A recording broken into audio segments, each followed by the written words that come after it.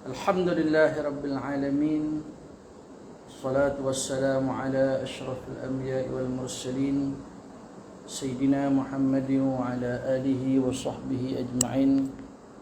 Rabbi shrah li sadri wa yassir li amri wahlul 'uqdatam min lisani yafqahu qawli. Allahumma 'allimna mimma jahilna wa zakkirna mimma nasina.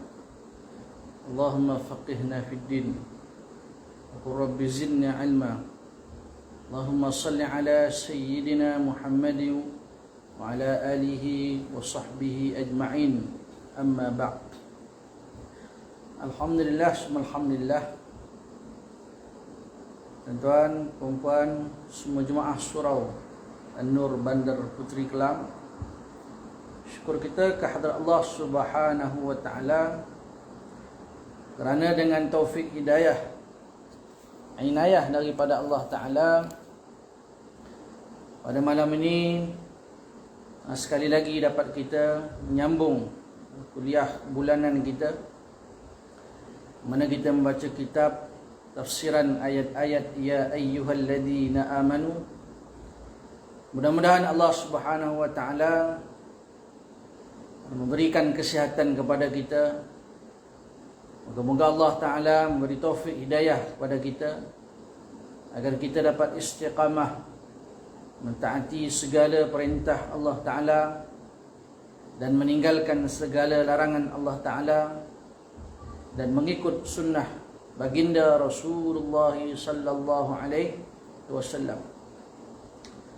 Dan kita berdoa juga kepada Allah Subhanahu wa taala agar Allah Subhanahu wa taala mempermudahkan segala urusan kita, agar Allah Ta'ala memberikan kekuatan kepada kita di dalam kita menghadapi ujian-ujian daripada Allah Subhanahu wa taala. Baik tuan-tuan, puan-puan semua yang menonton FB Live Surau An-Nur pada malam ini, kita terus melihat ke dalam kitab sambungan kitab tafsiran ayat-ayat Ya ayyuhalladzina amanu. Bagi yang ada kitab, pada muka surat 299, muka surat 299. Baqal musannifu rahimahullahu ta'ala wa nafa'na bi'ulumihi fid darin amin.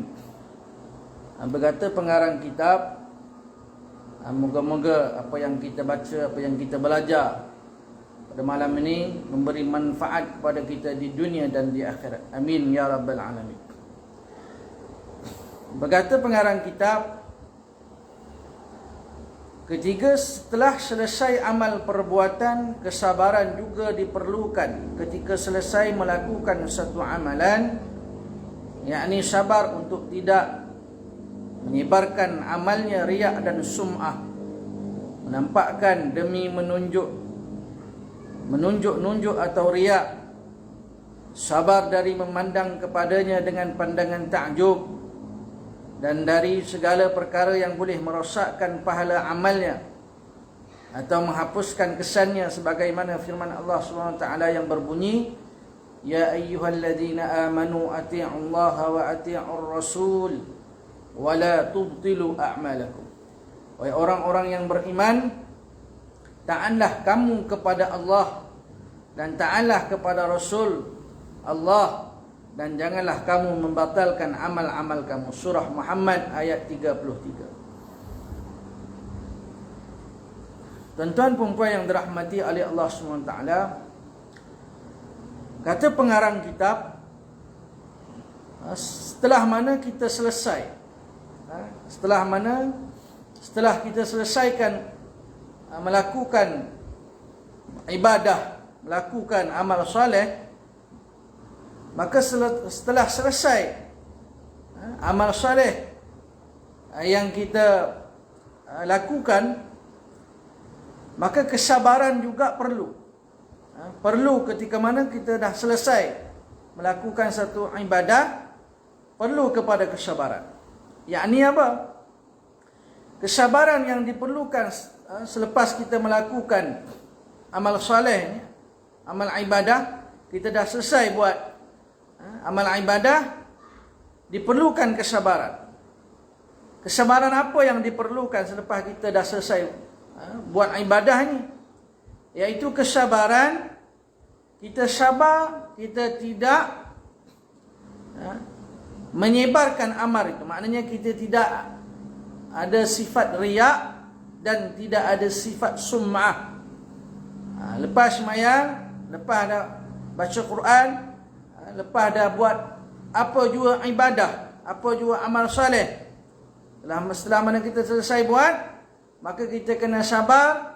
Jangan kita menunjuk, jangan kita maknanya jangan bersifat riak, jangan bersifat sum'ah. Riak ni maksud dia menunjuk-nunjuk. Riak menunjuk-nunjuk. Yang mana tuan-tuan yang dimuliakan oleh Allah SWT, bila kita lakukan satu ibadah, kemudian kita ada sifat riak, menunjuk-nunjuk, maka amalan kita tidak, maknanya terhapus begitu saja. Amalan kita itu sia-sia. Allah Ta'ala berfirman, Ya ayyuhalladzina amanu, wahai orang-orang yang beriman, la tubtilu sadaqatikum bil manni wal adha. Janganlah kamu membatalkan sedekah-sedekah kamu tu. Iaitu jangan kamu membatalkan pahala sedekah kamu itu dengan apa? Bil manni wal adha, dengan mengungkit-ungkit dan menyakiti. Kalladhi yunfiqu malahu ria'an nasi wa la yu'minu billahi wal yawmil akhir. Seperti orang yang berinfak, dia bersedekah dan dia tidak beriman dengan Allah dan tidak beriman dengan hari akhirat. Kalladhi yunfiqu malahu ria'an nas, seperti orang yang bersedekah dan dia menunjuk-nunjuk sedekah dia itu, dan dia juga dalam dia bersedekah dia mengungkit dan dia menyakiti. Kalladhi yunfiqu malahu ria'an nas wa la yu'minu billahi wal yawmil akhir. فَمَثَلُهُ كَمَثَلِ صَفْوَانٍ عَلَيْهِ تُرَابٌ فَأَصَابَهُ وَابِلٌ فَتَرَكَهُ صَلْدًا. Sedekah yang kita buat disertai dengan mengungkit dan menyakiti, disertai dengan sifat riak, menunjuk-nunjuk, maka sedekah kita itu, yang kita lakukan itu seperti tanah yang ada di batu yang licin. Selepas kemudian turunlah hujan, maka hujan itu menghilangkan tanah yang ada pada batu yang licin. Maknanya terhapus pahala dia, sia-sia dia, tidak ada nilai di sisi Allah Subhanahu wa taala. Jadi lepas kita melakukan satu ibadah, kita kena sabar, jangan kita riak, jangan kita sum'ah. Riak ni menunjuk-nunjuk. Sum'ah ni maksudnya kita suka orang puji kita. Sum'ah orang puji, riak menunjuk-nunjuk. Sum'ah ni kita suka orang dengar kita buat satu-satu amal soleh, kemudian orang puji kita, kita dengar orang puji, suka, itu sum'ah. Sum'ah kita suka orang puji kita. Masya Allah, dia tu warak, dia tu kuat semayang, dia tu banyak sedekah, dia tu. Riak, menunjuk-nunjuk. Baik. Maka sabar juga. Sabar supaya tidak riak, supaya tidak sum'ah. Kemudian sabar dari memandang kepadanya dengan pandangan takjub. Kemudian tak boleh kita rasa ujub. Ujub ni kita rasa kata apa? Puji diri sendirilah.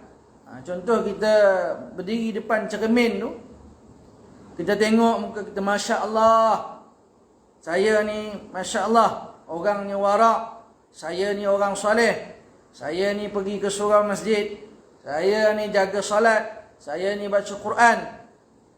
Saya tengok cermin, wajah saya macam ada nur, ada cahaya. Saya tengok wajah orang lain, muka orang lain gelap, zulumat, tak ada cahaya sebab tak semayang. Mana kita rasa diri kita, diri kita lebih baik daripada orang lain. Sama juga seperti iblis. illa iblis aba wastakbar. Iblis dia tak nak sujud kepada Nabi Adam alaihissalam. Bila mana Allah Ta'ala perintahkan dia. Dia kata apa? Aku ni, qala ana khairum minhu khalaqtani min narin wa khalaqtahu min tin. Aku ni lebih baik daripada Nabi Adam alaihissalam, kerana aku diciptakan daripada api, sedangkan kau ciptakan Nabi Adam daripada tanah. Jadi sifat ujub ni pun tak boleh ada. Riak tak boleh ada, sum'ah tak boleh ada, ujub pun tidak boleh ada. Kalau ada, maka terbatallah. Wala tubtilu a'malakum. Janganlah kamu batalkan amal-amal kamu. Ini orang-orang yang rugi. Allah Ta'ala berfirman, qul hal nunabbi'ukum bil akhsarina a'mala alladhina dhalla sa'yum fil hayatid dunya wa hum yahsabuna annahum yuhsinuna sun'a. Allah SWT berfirman, katakanlah, hendakkah aku khabarkan, aku beritahu orang yang rugi. Orang yang rugi ni di mananya? Dia rasa dia buat baik lah, dia bersedekah, dia buat amal-amal soleh, tetapi rupanya dia ini menunjuk-nunjuk, ada sifat sum'ah, ada sifat ujub, maka terbatal dia punya amal-amal soleh yang dia lakukan. Orang kafir, dia tidak beriman kepada Allah, tidak beriman kepada hari akhirat, tidak beriman itu apa juga kebaikan yang dilakukan tidak ada nilai di sisi Allah. Apatah lagi orang kafir itu, dia ini kufur pada Allah. Dia berinfak, dia bersedekah, tak ada nilai di sisi Allah. Tambah lagi, dia riak lagi, dia sum'ah lagi, dia ujub lagi. Jadi orang kafir, tuan-tuan, kalau dia tidak meluk agama Islam, segala amal soleh dia tidak ada nilai di sisi Allah. Kita orang Islam, amal ibadah kita, kalau kita tak ikhlas kerana Allah Ta'ala, maka tidak diterima oleh Allah SWT. Di hari akhirat, Allah SWT berfirman, carilah Tuhan selain aku, kerana kamu beribadah, kamu melakukan amal soleh bukan kerana aku, tidak mukhlisin lahuddin, tidak ikhlas kerana Allah Subhanahu Wa Taala. Baik. Kemudian kata pengarang, taat terbahagi kepada dua. Yang pertama wajib dan yang kedua adalah sunnah. Sunnah di sini maksudnya sunat sahaja. Baik, seorang Muslim memerlukan kesabaran dalam menunaikan kedua-dua ketaatan tersebut. Kita orang Islam ni, kita kena ada sifat sabar, barulah kita dapat melakukan ketaatan, barulah kita dapat buat ketaatan. Ketaatan yang pertama adalah ketaatan yang wajib, manakala ketaatan yang kedua adalah ketaatan yang sunnat. Baik, Allah Subhanahu Wa Taala telah menghimpunkannya dalam firman-Nya. Allah Taala berfirman, satu perintah yang wajib, kemudian satu lagi perintah yang sunat. Perintah yang wajib ni kalau tak buat berdosa. Manakala perintah yang hukum dia sunat, kalau dia tak buat tak berdosa. Kalau dia buat dapat pahala. Baik. Allah Ta'ala berfirman, Innallaha ya'muru bil adli wal ihsan. Innallaha ya'murukum bil adli wal ihsan. Innallaha ya'muru bil adli wal ihsani wa ita'i dzil qurba wa yanha 'anil fahsya'i wal munkari wal baghi ya'idukum la'allakum tadhakkarun. Ayat surah An-Nahl ayat 90. Ayat ni adalah penutup khutbah yang kedua. Khutbah Jumaat. Khutbah yang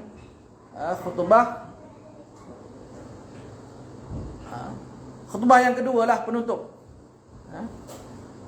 Yang mana maksud dia, sesungguhnya Allah menyuruh berlaku adil. Sesungguhnya Allah menyuruh berlaku adil. Ini satu perintah Allah SWT. Kemudian berbuat baik, perintah Allah. Dan memberi bantuan kepada kaum kerabat, juga perintah Allah. Dan melarang daripada melakukan perbuatan mungkar dan kezaliman, itu juga yaitu larangan Allah. Ia mengajar kamu supaya kamu mengambil peringatan. Baik.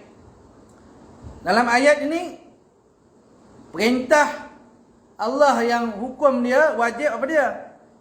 Berlaku adil adalah wajib. Adil. Adil ni tuan-tuan meletakkan sesuatu pada tempatnya.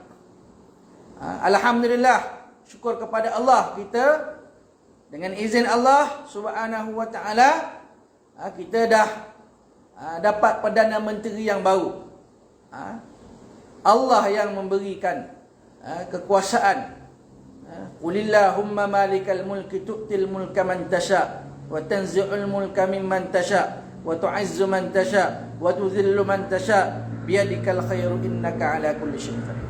Allah yang memberi kuasa, Allah yang hina, Allah yang memuliakan, semuanya dalam kekuasaan, genggaman kekuasaan Allah Subhanahu wa taala. Baik, adil. Jadi seorang pemimpin yang dilantik dia kena adil. Al-imam adil. Di hari akhirat salah antara mereka yang mendapat naungan Allah, yang mana tidak ada naungan melainkan naungan Allah, yauma la dhilla illa dhilluh, iaitulah pemimpin yang adil. Al-imam adil. Jadi adil ni hukum dia wajib. Melakukan kebaikan adalah sunat. Demikian juga dengan memberi kepada kaum kerabat. Buat baik. Innallaha qaribum minal muhsinin. Sesungguhnya Allah Ta'ala itu dekat dengan orang yang melakukan kebaikan. Jadi buat baik, maknanya bagi kepada kaum kerabat, sedekah kepada kaum, maknanya tolong kaum kerabat, sedekah kepada kaum kerabat, hukum dia sunat. Kemudian menjaga kehormatan dan bersilaturahim, jaga kehormatan, jaga maruah, hubungkan silaturahim. Seluruh ketaatan itu memerlukan kesabaran dalam melakukan. Jadi nak taat ini perlu kepada sifat sabar. Baik. Orang yang paling menonjol melaksanakan sabar seperti ini yang disebut dalam Al-Quran adalah Nabi yang dikasihi. Kata pengarang, orang, mereka, siapa yang paling sabar? Maknanya orang yang sabar, benar-benar sabar ni, orang yang benar-benar maknanya hakikat sabar. Yang sebenar-benarnya, siapa yang boleh bersabar dengan sebenar-benar hakikat kesabaran yang sebenar ni, hakikat kesabaran ni siapa? Yang betul-betul sabar ni siapa? Iaitulah Nabi yang dikasihi. Para anbiya alaihissalam ini adalah hamba Allah, Rasulullah sallallahu alaihi wasallam. Mereka inilah orang yang paling sabar.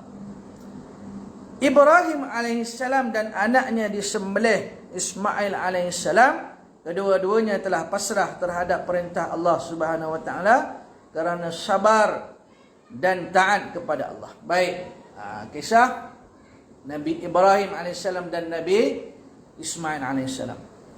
Kata Nabi Ibrahim kepada anaknya Nabi Ismail alaihissalam, "Inni ara fil manami anni azbahuka fanzur madza tara."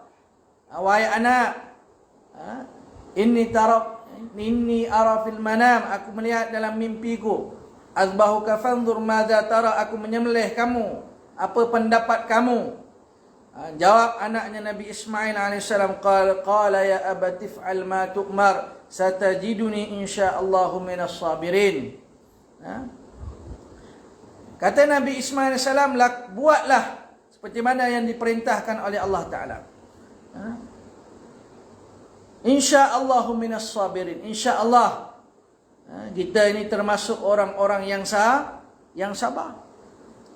Masya Allah, Nabi Ibrahim, kita semua tahu, kita maklum, kita pun ingat kisah Nabi Ibrahim AS. Bagaimana Allah Ta'ala perintahkan Nabi Ibrahim agar dia menyembelih anaknya Nabi Ismail AS. Maka Nabi Ibrahim dan Nabi Ismail alaihissalam kedua-duanya adalah orang yang sabar. Sabar di dalam mentaati, melaksanakan apa yang diperintahkan oleh Allah Subhanahu Wa Taala. Baik. Kisah menakjubkan hasil daripada kesabaran. Jadi pengarang menyebut tentang kisah makna yang menakjubkan, natijah daripada apa? Hasil daripada kesabaran. Baik, kepercayaannya kepada Allah boleh mengembalikan penglihatannya. Kaum musyrikin telah menyiksa kaum muslim dengan siksaan yang pedih. Baik, kaum musyrikin ini, puak-puak musyrikin ni, mereka menyiksa kaum muslimin sebelum Fathu Mekah, sebelum pembukaan kota Mekah. Kaum musyrikin ini mereka menyiksa kaum muslim dengan siksaan yang pedih.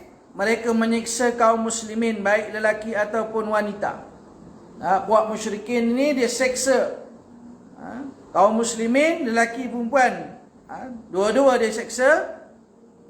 Di antara sekian siksaan itu, mereka bertemu dengan seorang wanita muslimah dan membawanya ke tempat pembakaran besi. Kemudian mereka meletakkan api itu ke kulitnya.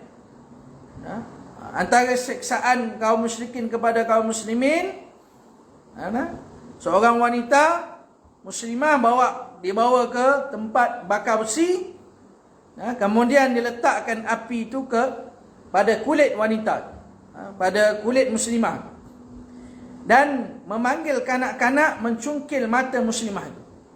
Kemudian musyrikin ini dia suruh budak-budak congkil keluar mata muslimah itu, sehingga akhirnya dia kehilangan penglihatannya. Siksaan kaum musyrikin pada kaum muslimin ini, congkil biji mata keluar. Masya Allah, begitu dahsyatnya siksaan kaum musyrikin ini kepada kaum muslimin. Sebab itu tuan-tuan, ketika mana pembukaan kota Mekah, sahabat-sahabat Nabi SAW ini tak sabar-sabarlah. Bila mana pembukaan kota Mekah, umat Islam dah kuat, Nabi Muhammad SAW dah ada kuasa dah, maka sahabat-sahabat berkata, hari ini hari membalas dendam kesumat. Balas dendam ni. Rupa-rupanya Nabi SAW memaafkan. Para sahabat kata, hari pembukaan kota Mekah ni, hari ni kita balas dendam. Kita dah sekian lama dah kita diseksa oleh puak musyrikin ni, hari ni kita balas dendam. Tetapi tuan-tuan, Nabi Muhammad SAW memaafkan mereka. Besarnya jiwa Nabi Muhammad SAW. Baik.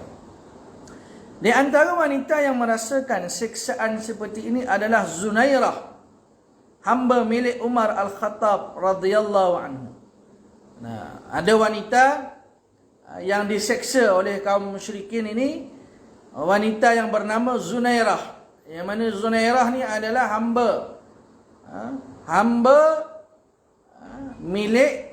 hamba yang dimiliki oleh Umar Al-Khattab radhiyallahu anhu.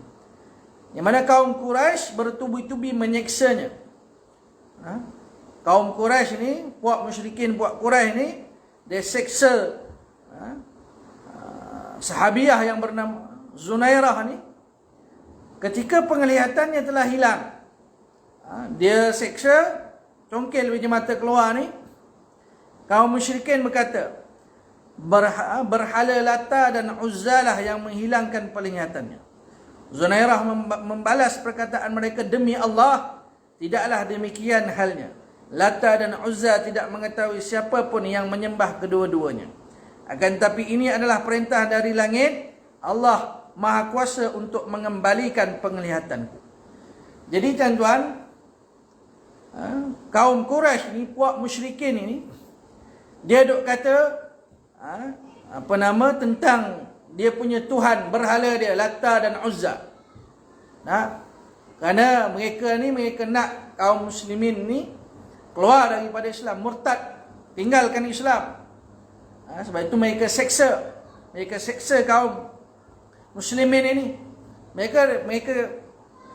Mereka sebut tentang berhala mereka, Lata dan Uzza, Tuhan mereka. Maka kata Zunairah radhiyallahu anhu, dia kata apa? Dia kata apa? Allah Ta'ala ni berkuasa untuk mengembalikan penglihatan aku. Zunairah kata Allah Ta'ala berkuasa untuk mengembalikan kembali penglihatan aku. Aku akan dapat melihat kembali dengan kuasa Allah Ta'ala. Bukan kuasa berhala Lata Uzza. Betapa hebatnya iman. Iman sahabiyah, iman muslimah di zaman dahulu. Hebat mereka. Diseksa oleh musyrikin, tetap beriman kepada Allah Ta'ala, tidak meninggalkan Islam. Masya Allah, tabarakallah. Dalam riwayat lain disebutkan, maka Allah Subhanahu Wa Ta'ala mengembalikan penglihatan. Dalam riwayat yang lain, Allah Ta'ala bagi kepada Zunairah yang dia diseksa oleh puak musyrikin, dicongkel mata dia keluar, maknanya dia jadi buta. Allah Ta'ala dengan kekuasaan Allah Ta'ala mengembalikan penglihatan dia boleh melihat. Lalu kaum musyrikin berkata, inilah sihir Muhammad. Lalu Abu Bakar pun membelinya Zunairah, kemudian membebaskannya. Bila mana Zunairah ni boleh melihat kembali, Allah Ta'ala kembalikan balik penglihatan dia, maka kaum musyrikin ni dia kata apa? Ini sihir. Ini sihir Nabi Muhammad sallallahu alaihi wasallam. Ni puak-puak musyrikin, puak Quraisy ni, inilah dia. Modal dia apa? Modal dia kerana Tuhan dia Lata dan Uzza. Berhala Lata dan Uzza tu tak dapat memberi mudarat, tak dapat memberi manfaat. Bila mana Allah Ta'ala mengembalikan penglihatan Zunairah ini, maka dia kata apa? Dia tak ada modal lain. Modal dia apa? Ini sihir. Ini sihir Nabi Muhammad sallallahu alaihi wasallam. Itulah modalnya. Dia nak berhujah sikit-sikit sihir. Sikit-sikit sihir, tuan-tuan. Yang mana tuan-tuan, ahli sihir Fir'aun lawan dengan Nabi Musa AS kalah. Ahli sihir itu semua memeluk agama Islam. Qalu amanna bi rabbil alamin. Mereka berkata, amanna bi rabbil alamin. Kami beriman dengan Allah SWT, Tuhan semesta alam, yang memiliki Rabbil alamin. Baik. Lalu Abu Bakar pun membelinya Zunairah. Kemudian Zunairah ini yang diseksa oleh kaum musyrikin ini dibeli oleh Abu Bakar As-Siddiq radhiyallahu anhu. Kemudian Abu Bakar radhiyallahu anhu membebaskan Zunairah. Dia dibebaskan. Mana sebelum itu dia milik, maknanya dia diseksa. Bila Abu Bakar As-Siddiq radhiyallahu anhu beli dia, kemudian Abu Bakar membebaskannya. Baik. Manisnya pahala yang menghibur kepedihan jari yang terputus. Baik tuan-tuan, ini kisah-kisah hebat.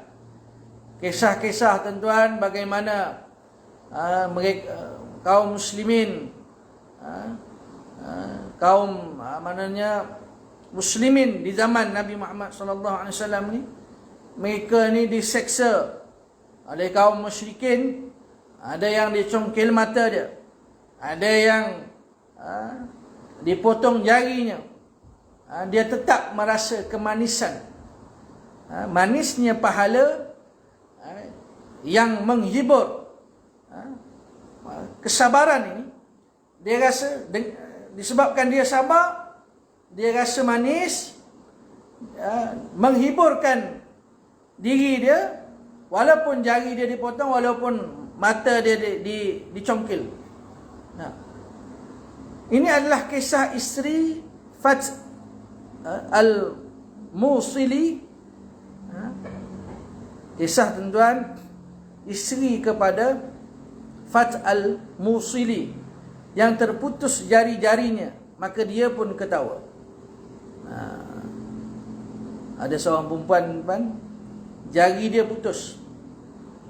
Maka mereka yang bersamanya bertanya, mengapa engkau ketawa? Ada seorang perempuan ni, jari dia putus, kemudian dia ketawa.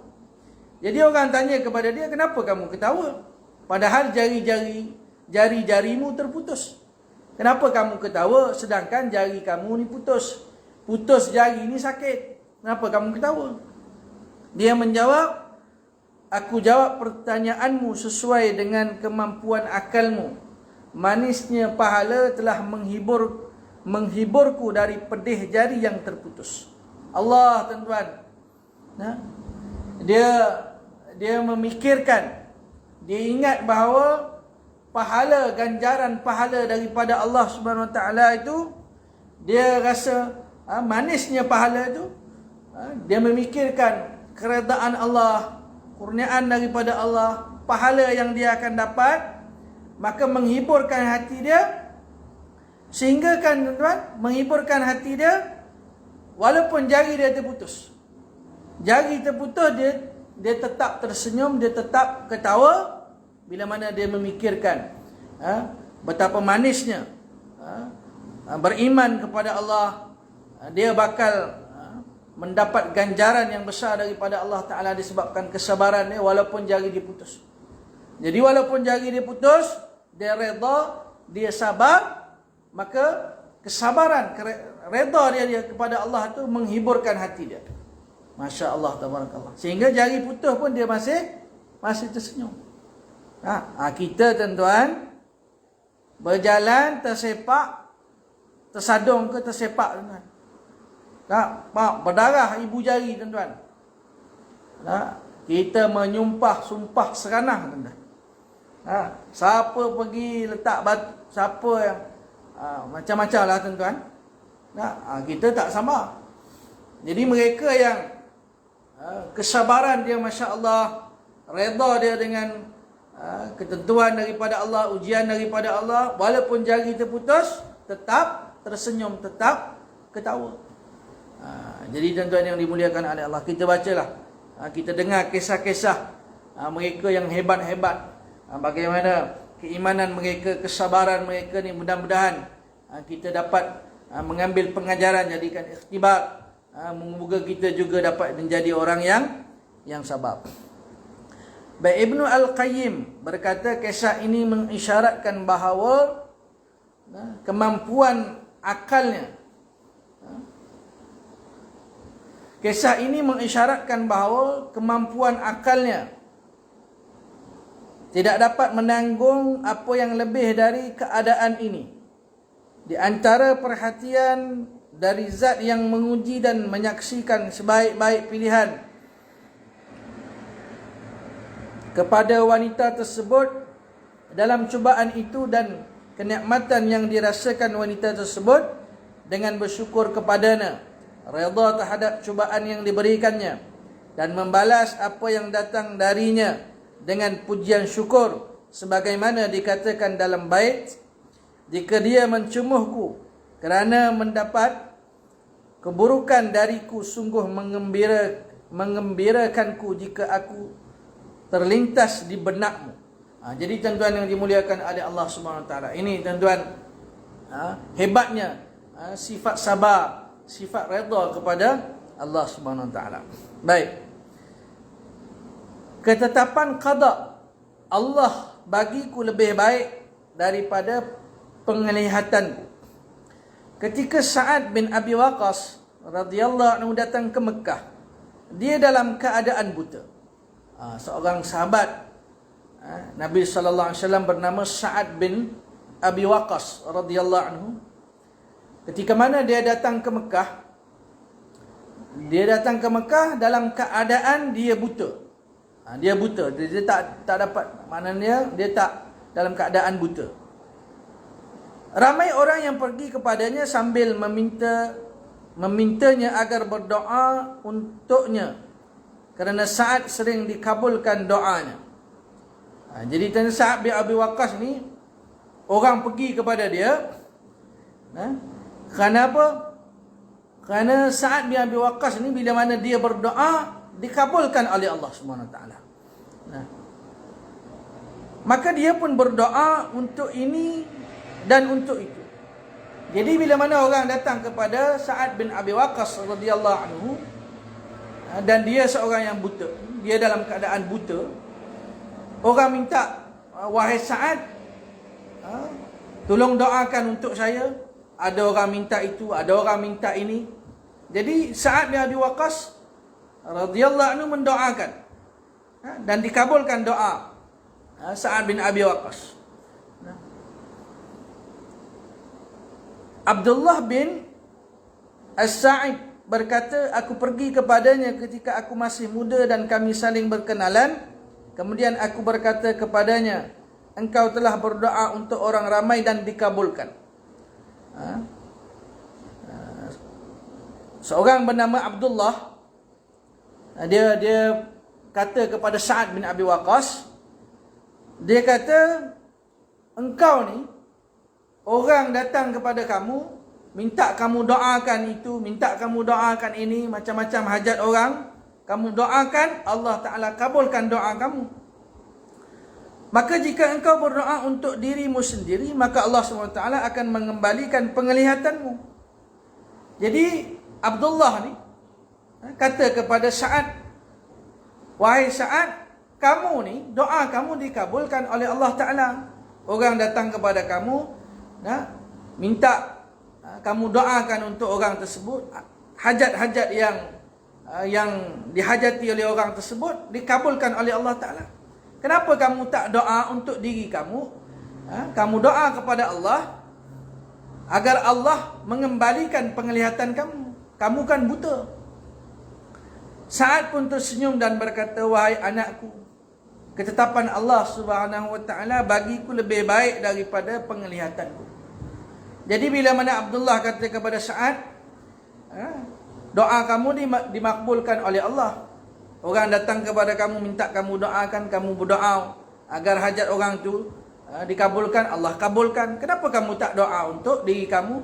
Iaitu doa kepada Allah agar Allah kembalikan penglihatan kamu. Maka jawab Sa'ad, ketetapan Allah lebih baik daripada penglihatan. Ketetapan Allah iaitu daku buta, daku tak dapat melihat. Daku tak dapat melihat. Ketetapan Allah bahawa daku ni buta, tak dapat melihat, lebih baik daripada aku dapat melihat. Masya Allah, Sa'ad bin Abi Waqqas. Maka tuan-tuan, qada qadar ketentuan Allah SWT kepada dia, bahawa dia, ketetapan Allah pada dia, dia buta, bahawa dia seorang yang buta, tak dapat melihat. Maka dia reda dan dia merasakan butanya dia itu lebih baik daripada penglihatan dia. Walaupun dia boleh berdoa kepada Allah Subhanahu Wa Taala dan Allah Taala boleh mengkabulkan doa Sa'ad bin Abi Waqqas, tetapi dia tidak berdoa kepada Allah agar Allah mengembalikan penglihatan dia. Kenapa? Kerana dia mengatakan bahawa ketetapan Allah bahawa dia buta lebih baik daripada dia tidak buta dapat melihat. Masya Allah, hebatnya tuan-tuan, sifat sabar, sifat redha umat-umat yang terdahulu. Baik, perkara-perkara yang boleh menolong wujudnya kesabaran. Jadi tuan-tuan, ada perkara yang mana dengan perkara ini dia boleh menolong kita adanya sifat sabar dalam diri kita. Di antara luasnya rahmat Allah Subhanahu wa taala yang Maha Pengasih adalah dia menguji hamba-Nya dengan bermacam-macam musibah. Allah Ta'ala ini maha luas rahmat Allah. Rahmat Allah Ta'ala ni luas. Rahmat Allah Ta'ala ini mendahului murka Allah Ta'ala. Allah Ta'ala ni dia, rahmat Allah Ta'ala ni mendahului daripada kemurkaan Allah SWT. Dan Allah Maha Pengasih. Allah Maha Pengasih. Allah uji hamba-hamba dia ni. Allah Ta'ala menguji hamba-hambanya dengan dengan macam-macam musibah. Dengan tujuan apa Allah Ta'ala uji kita? Allah Ta'ala uji hamba-hambanya tujuan untuk membersihkan mereka dari dosa-dosa. Masya Allah tuan-tuan. Bila Allah Ta'ala uji seseorang itu, tujuan apa Allah Ta'ala uji? Tujuan Allah Subhanahu Wa Ta'ala nak mengampunkan dosa-dosa dia. Sebab itu tuan-tuan, orang yang diuji oleh Allah dengan sakit, itu merupakan kafarah, mengampunkan dosa dia. Ampun dosa. Bila mana kita diuji oleh Allah dengan kemiskinan, dengan kepapaan, dengan kesakitan, dengan apa juga ujian, yakinlah bahawa ujian Allah SWT itu tidak lain tidak bukan adalah untuk mengampuni dosa-dosa kita. Bila mana kita diuji oleh Allah, perbanyakkan istighfar. Istighfar. Kita sakit, istighfar. Astaghfirullahalazim. Astaghfirullahalazim. Istighfar. Sebab itu orang dalam ketika mana orang dalam keadaan sakit, dia kena perbanyakkan zikir. Subhanallah, subhanallah, subhanallah, subhanallah. Sebab apa? Sebab takut datang syaitan membisikkan kepada dia. Membisik kepada dia apa? Allah zalim, Allah bagi kamu sakit, sedangkan kamu semayang. Syaitan bisik kepada dia, Allah zalim, sedangkan kamu bersedekah, sedangkan kamu tak buat dosa, sedangkan kamu taat perintah Allah, kamu buat kebaikan, kebajikan, tetapi Allah Ta'ala bagi kamu sakit. Allah Ta'ala zalim. Ini bisikan-bisikan daripada syaitan. Sebab itu orang dalam keadaan sakit, kita kena banyak ingatkan dia kepada Allah. Istighfar. Memang orang dalam keadaan sakit ni kadang-kadang dia tak dapat kawal. Kadang-kadang dia lupa. Kadang-kadang dia emosi tertekan dan sebagainya. Maka pada saat itulah kita berbanyak istighfar kepada Allah SWT. Banyak memuji Allah, banyak mengucapkan syukur kepada Allah Subhanahu wa taala. Maka bila mana Allah uji kita ni sebagai hamba Allah, tujuan untuk apa? Tujuan nak ampunkan dosa kita. Dan tujuan Allah Ta'ala uji kita dan untuk mengangkat darjat mereka di sisi Allah SWT. Seseorang yang diuji oleh Allah SWT, dia bila mana diuji oleh Allah, dia diampunkan dosa-dosanya dan diangkatkan darjat dia di sisi Allah. Masya Allah. Sebab itu tuan-tuan, bila mana diuji oleh Allah SWT dengan apa juga ujian, syukur pada Allah, perbanyakkan istighfar, banyak ingat kepada Allah Subhanahu wa taala. Dalam hadis qudsi disebutkan, aku menguji mereka dengan bermacam-macam musibah untuk membersihkan mereka dari dosa dan kesalahan. Allah uji hamba-hambanya, Allah uji orang mukmin ni tujuan untuk apa? Tidak lain tidak bukan adalah untuk mengampunkan dosa-dosa. Kita ni dosa banyak, ujian tak ada.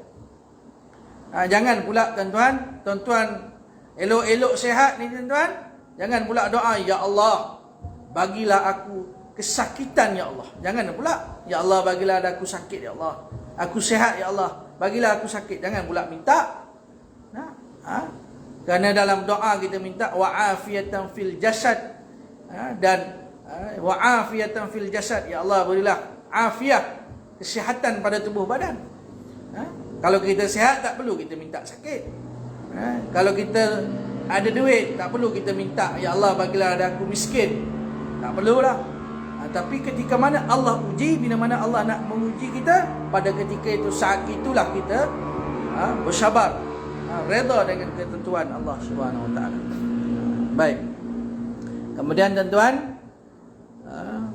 nak dapat perkara yang boleh menjadikan kita ini tinggi sabar kita ni adalah kita yakin akan adanya balasan yang baik, balasan yang lebih baik. Al-Quranul Karim telah mengisyaratkan bahawa balasan yang paling agung dari Allah SWT telah menanti orang yang bersabar dalam memotivasi mereka yang bersabar. Allah Ta'ala telah menjadikan pahala sabar itu terukur dengan batasan apapun dan tidak boleh dihitung dengan bilangan tertentu. Allah Subhanahu Wa Taala berfirman. Baik tuan-tuan, yang terakhir Allah SWT berfirman, Qul ya ibadil ladhina amanu attaqu rabbakum lilladhina ahsanu fi hadhihi dunya hasanah wa ardullaha wasi'ah innama yuwaffas sabiruna ajrahum bighairi hisab. Katakanlah, wahai hamba-hambaku yang beriman, bertakwalah kepada Tuhanmu. Orang yang berbuat baik di dunia akan beroleh kebaikan di akhirat, dan bumi Allah ini luas. Sesungguhnya orang yang bersabar sahaja akan disempurnakan pahala mereka dengan tidak terkira. Surah Az-Zumar ayat 10. Baik tuan-tuan, Allah Subhanahu Wa Taala akan mengurniakan, memberi ganjaran kepada orang yang sabar ini pahala yang tidak terkira. Innama yuwaffas sabiru.